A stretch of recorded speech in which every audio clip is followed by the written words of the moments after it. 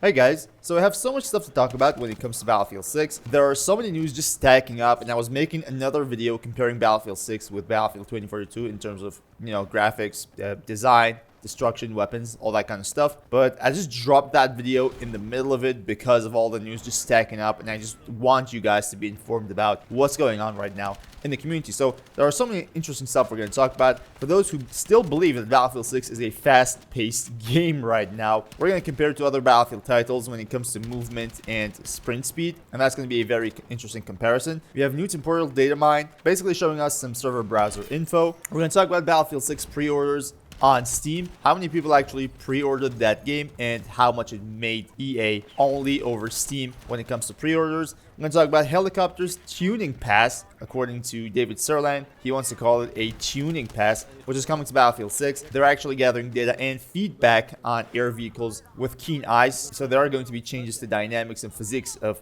all those air vehicles as well. But helicopters are being emphasized here. We're also going to talk about SBMM, which is something that a lot of people actually want to talk about, especially those who are new to Battlefield, because those who are not new to Battlefield have already settled this down. We've talked about this so many times, and it should be settled, but for some reason we're just talking about this non-stop, and this just goes on and on. But we're going to talk about SBMM. Why is it not coming to Battlefield 6? And we're also going to talk about matchmaking priorities, which is also by David Sirland. By the way, if you want to see that comparison video between Battlefield 6 and Battlefield 2042, which is in my opinion a very interesting video, make sure to stay tuned to the channel because it will drop very soon. So let's go ahead and start with the Open Beta sprint speed details. This is actually a comparison by SMK Gaming. I'm going to put a link to his video down in the description as well. You can go ahead and watch that video. I'm pretty sure that video is very good, but all in all, the credit to this entire picture goes to SMK Gaming. So this is very interesting. As you can see, this result is for sprinting in 100 meters. Taking a simple look at this, Battlefield 2042 tactical sprint is at the top of the list with 7.25 meters per second. Battlefield 4 sprint perk, which in my opinion was for assault class, is 7.15 meters per second. This is really interesting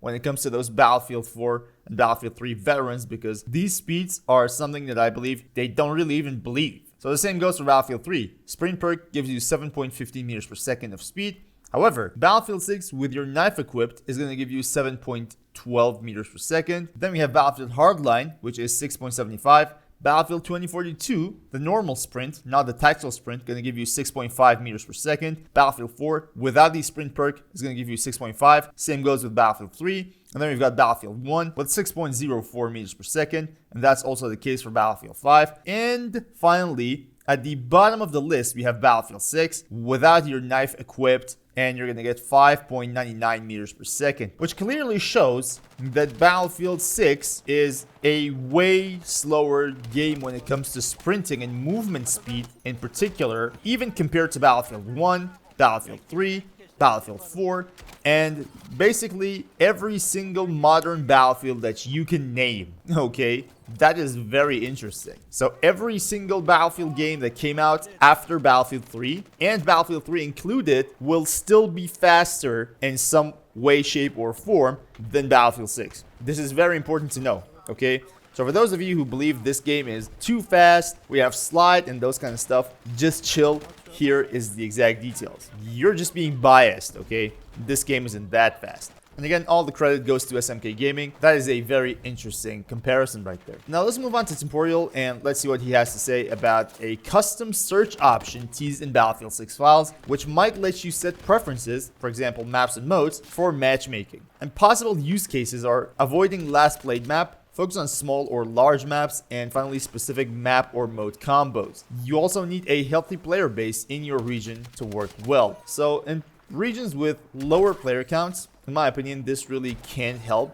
Regions like Middle East, maybe South America, those places are going to be suffering because you don't really have a lot of players. At least that was the experience in Battlefield 2042. But I hope Battlefield 6 will have a larger player base because, after all, it's going to be a better game. Even in the open beta, you can tell that this game is on point and in business. Now, this whole thing looks to me like some sort of filter for your matchmaking preferences, right? That's all it looks like to me. You're gonna tell the matchmaking system that I don't want to play anything but Conquest. I don't want to play in Liberation Peak, for example. I don't want to play on Cairo. I don't want to play on 3 maps, and it's not gonna put you in those 3 maps until you change something, right? That's how it works. Now, according to Battlefield Bulletin, in a recent interview with VGC, DICE design director Shashank Uchil claimed Battlefield 6's maps will include a wide variety of sizes and environments, and while some of them will suit certain playstyles better than others, there will be a role for players in every map. Quote, "We want to make a map that suits every type of player. They could be infantry players, so we want to make sure we have good infantry maps like Empire State and Saints Quarter. Maybe a player who likes tanks, vehicles. Okay, let's make a map that's good for infantry and tanks like Siege of Cairo and Iberian Offensive. You know what? I like helicopters. Let's make a map for that, like New Sobek City and Manhattan Bridge. And then the jets, which I'm really bad at, but there are players who are really good at jets. I don't know how they do it, but they are there. So let's make a map that caters to them as well, like Operation Firestorm, Myrak Valley, or Merak Valley, don't really know, and Liberation Peak. The team isn't interested in scale for the sake of it. Scale is not everything, right? Well, just because you have X kilometers doesn't mean it's going to be a good map. I absolutely agree with him. Because then if you make a really big map, you're going to fill it up with stuff. Then it becomes more of an open world. And then you start compromising on a bunch of stuff. And just like 2042, you're going to end up with a huge open space, no cover, a map with little to no use, and objectives that are most of the times empty. Nobody even dares to go there because it takes literally 2 minutes to get there on foot. On the other hand, DICE lead producer David Sirland said that speed is a factor of map size, and they picked up these 4 maps in the open beta to make sure they will hit the full octane version of Battlefield on the head, and made everyone see they can handle that too. So David Sirland says large maps exist and the tempo scales accordingly. You'll be able to see that soon enough. I can't really agree with this more. You have to be honest, guys. There are maps in Battlefield, and I believe you guys also like those maps. I like those maps as well. But when you look back at it, some of the maps, even in Battlefield 4, were just ridiculously big. You have to be able to somehow balance these stuff, right? You need large-scale maps, but you have to keep in mind that you shouldn't be just putting on some large-scale maps just for the sake of it. You have to be able to balance those maps out. You have to be able to make every single inch of that map actually playable and fun to play in. Not something like, for example, Discarded, let's say, where you have to run in an infinite open terrain to actually get from B site, let's say, to A site on Conquest. That's just not healthy. But let's move on. We have some very interesting Battlefield 6 Steam stats. This is by Battlefield Bulletin. Following the first open beta weekend, the game has already pulled in over 605,000 Steam pre-orders, amounting to revenue of roughly $35 million on Steam alone, which in my opinion is a wrong number, let's be honest, because if people just pre-ordered on Steam and they all got the standard version, 605,000 times $70 is going to be 42.35 million, something like that. You know, I'm just saying it has to be something more than 35 million. However, Steam wish lists have shot up to 2.7 million from 500,000 just weeks before the beta, with 521,079 concurrent players during week 1. 62% of wishlisters also played Call of Duty, 48% in the case of Battlefield 2042. So these are very interesting. 62% of people who are wishlisting Battlefield 6 have previously played Call of Duty. Now, this is very interesting, being able to steal all that players from a rival game, basically. You know, the amount of work and the amount of feedback that you have to get and basically progress on to be able to make such a good open beta, to actually be able to steal players from your rival game, is insane. The open beta was great, okay?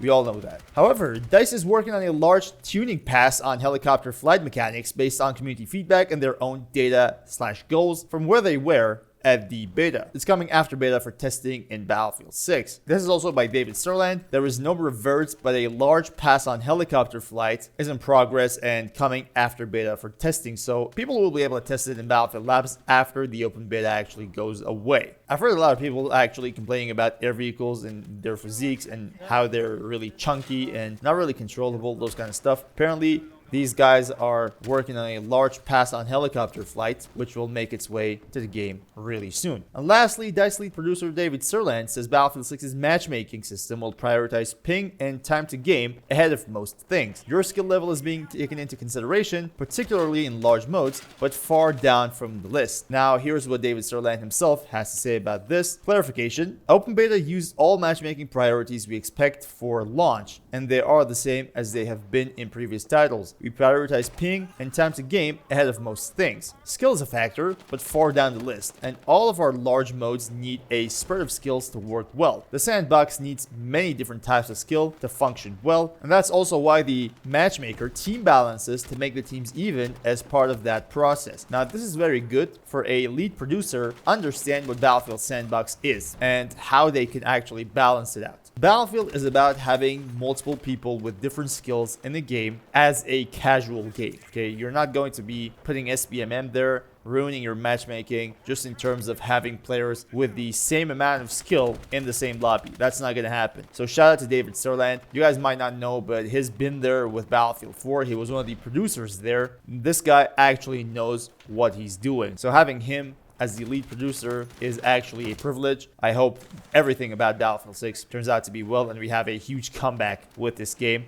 Something we already experienced with the open beta. We just completely dominated, demolished, destroyed Call of Duty's numbers when it comes to open betas. Obliteration. Obliteration is the perfect word for it. Completely destroyed. And that was a very good start, honestly. They couldn't just pull it better. So I hope you guys enjoyed and hope this video was helpful, somewhat informative. I hope this news roundup was to your liking. And I hope you guys enjoyed the video. So thank you all guys for watching. And until next time, guys, stay cool.